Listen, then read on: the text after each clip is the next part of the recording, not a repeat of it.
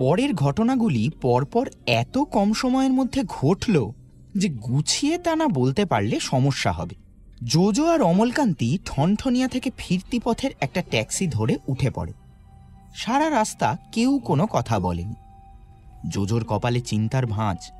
সন্দীপবাবু খুন হয়ে গেছেন, এটার সাথে কি কোনোভাবে শোভাবাজার ঘাটে যে লাশটা পাওয়া গেছে তার কোনো কানেকশন আছে? আর রেসের মাঠের বই পাওয়া গেছে দুজনের পকেটেই।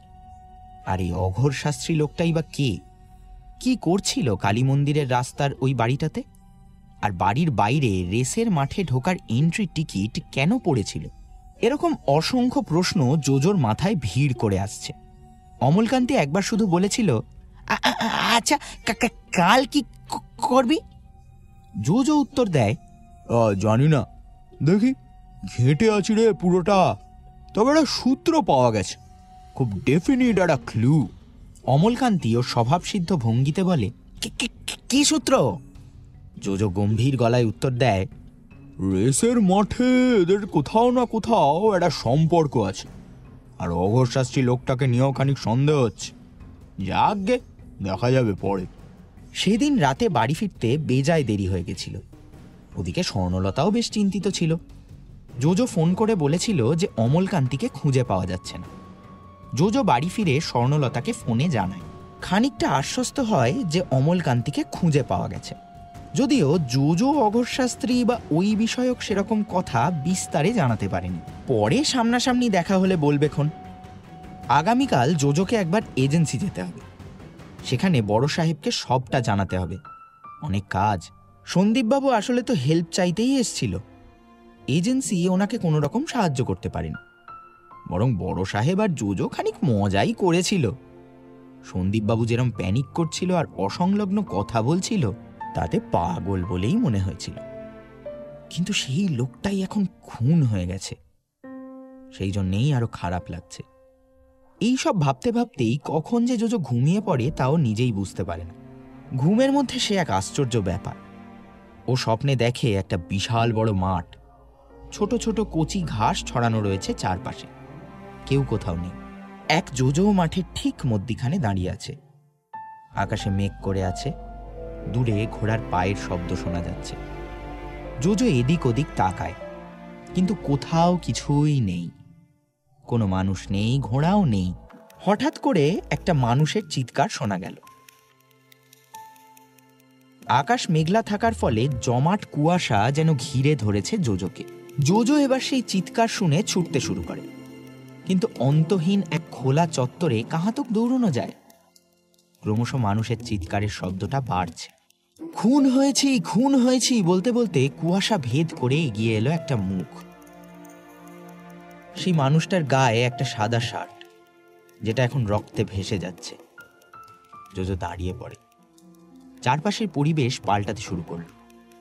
ঘাস জমি, মাঠ হঠাৎ করেই বদলে গেল অন্ধগলিতে। জোজো ঠায় দাঁড়িয়ে আছে। লোকটা এবার জোজোর খুব কাছে চলে এসেছে।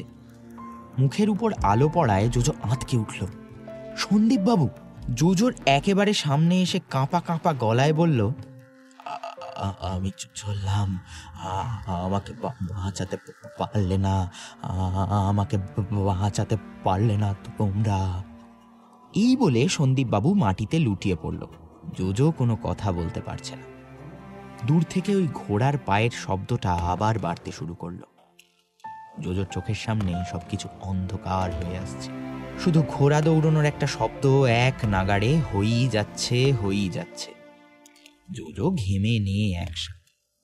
চারপাশে এত গাঢ় অন্ধকার এর আগে জোজো কখনো দেখেনি। সবকিছু ঝাপসা হয়ে আসছে। জোজো অচেতন হয়ে পড়বে মনে হচ্ছে। মাথা ঘুরছে, কিছু দেখতে পাচ্ছে না, আর সব অন্ধকার। এক নাগাড়ে অ্যালার্ম ঘড়ির শব্দে জোজোর ঘুম ভেঙে যায়। ও ধরফর করে উঠে বসে বিছানায়। জানলার বাইরে চোখ রেখে দেখে সকাল হয়ে গেছে, তবে কটা বাজে তা সঠিক বোঝা যাচ্ছে না। জোজো অ্যালার্ম ঘড়িটা থামিয়ে সময় দেখে, সকাল 8:10। তবে বাইরে আজ সেরকম রোদ নেই, মেঘ করে আছে। গত কয়েকদিন যেরকম গরম পড়েছিল, আজ সেরকম কাঠফাটা রোদ নেই, তবে গুমোট হয়ে আছে চারপাশ।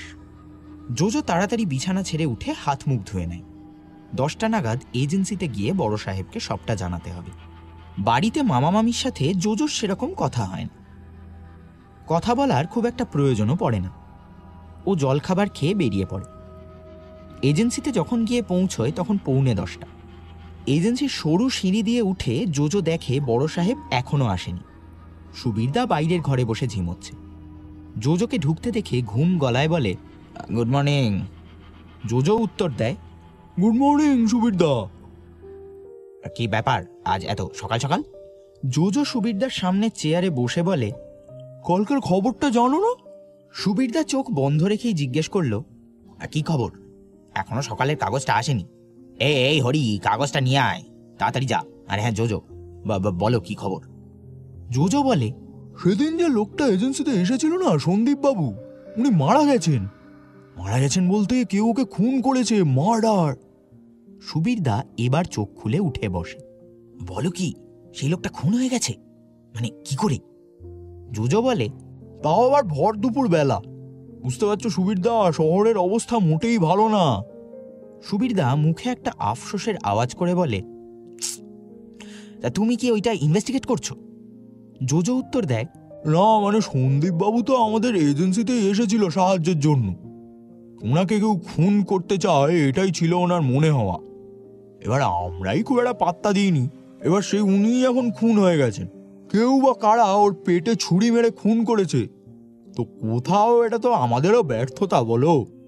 সন্দীপবাবু তো এসেছিলেন এই এজেন্সিতে, আমরা সাহায্য করতে পারিনি, তাই অ্যাটলিস্ট এই খুনের তদন্ত যাতে ঠিক মতো হয় সেটা এনশিওর করা তো আমাদের দায়িত্ব। সুবীরদা ঘাড় নেড়ে সম্মতি জানায়। আর ঠিক তখনই এজেন্সির দরজা খুলে ভেতরে ঢোকে বড় সাহেব। চোখে মুখে ব্যস্ততার ছাপ স্পষ্ট।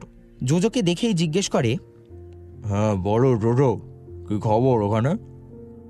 জোজো চেয়ার ছেড়ে উঠে দাঁড়িয়ে বলে, বডি পোস্টমর্টেমে পাঠানো হয়েছে, আর এমনি পুলিশের সাথে কথা হয়েছে, রিপোর্ট এলে জানাবে। তবে একটা যোগসূত্র পাওয়া গেছে এই সন্দীপবাবুর খুনের সাথে আগের দিন শোভাবাজার ঘাটে ঘটে যাওয়া ওই মার্ডারটার। জোজো থামে।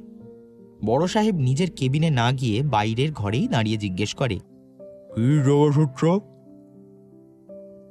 জোজো এবার গুছিয়ে বলে, মানে দুটো খুনই করা হয়েছে ছুরি দিয়ে।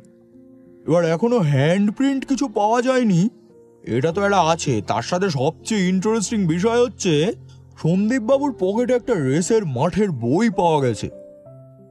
জোজো কথা শেষ করার আগেই বড় সাহেব থামিয়ে বলে, and as far as I remember, ওই ঘাটে যে লোকটা খুন হয়েছিল তার পকেটেও এরকম একটা রেসের মাঠের বই ছিল, রাইট? জোজো ঘাড় নেড়ে বলে, এক্স্যাক্টলি। আর এখন থেকেই মনে হচ্ছে যে এটা হয়তো আমাদের খানিকটা গাইড করতে পারে টু সলভ দিস প্রবলেম।